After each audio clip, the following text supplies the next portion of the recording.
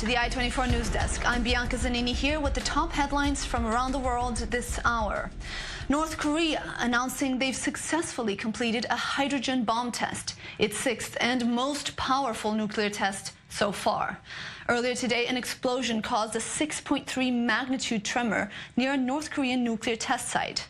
This is almost 6 times stronger than Pyongyang's last nuclear test back in September 2016. The hydrogen bomb is an astounding 100 times stronger than an atomic bomb. Earlier, North Korean state media announced it has a missile-ready nuclear weapon involving a bomb of, quote, great destructive power.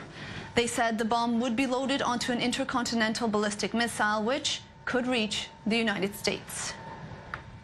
The test of a hydrogen bomb designed to be mounted on our intercontinental ballistic missile was a perfect success. It is a very meaningful step in completing the national nuclear weapons program. With us on Skype from Hong Kong is Reuters Asia reporter Joel Labi. Joel, thank you so much for being with us. Now, North Korea has confirmed this was a nuclear test. We're waiting on a response from Washington, but Donald Trump has said all options are on the table when it comes to North Korea, including a military option. Would a nuclear test at such a moment of such heightened tensions be a game changer? Look, this, first of all, we should say North Korea has been talking very tough for a very, very long time. This is, as you say, the 6th nuclear test that it has conducted. I mean, there has been a year since the last one, but that said, nothing really changed after the 5th. So I don't know if the 6th is going to change the way that the West is looking at North Korea. Donald Trump, though, has had some very harsh words to say to Pyongyang in the past.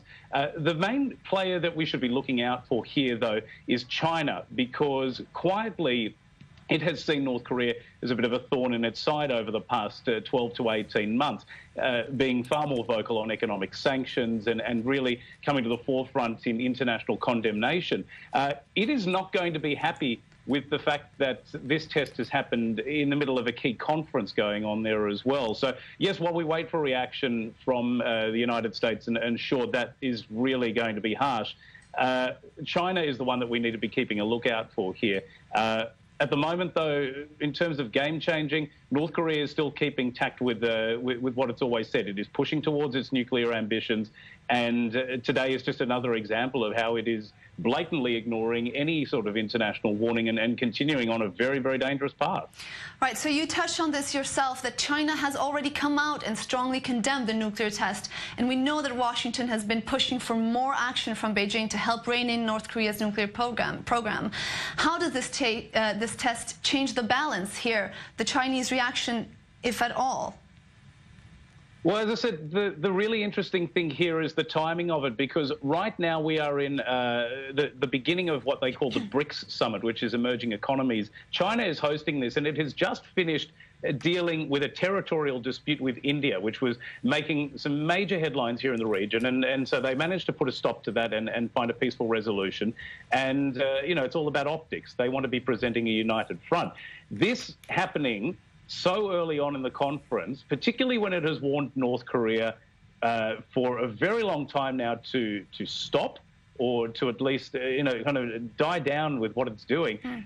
This is going to be a really interesting situation to watch. At the moment, we haven't seen any statement from Xi Jinping, but very much a watch and see here. I'm sure behind the scenes, the Chinese government is absolutely livid with what has gone on, because it's taking the attention away from what's supposed to be a very important conference. Right, so you mentioned yourself, we're waiting right now for a reaction from Washington, but what could Washington actually do, very briefly?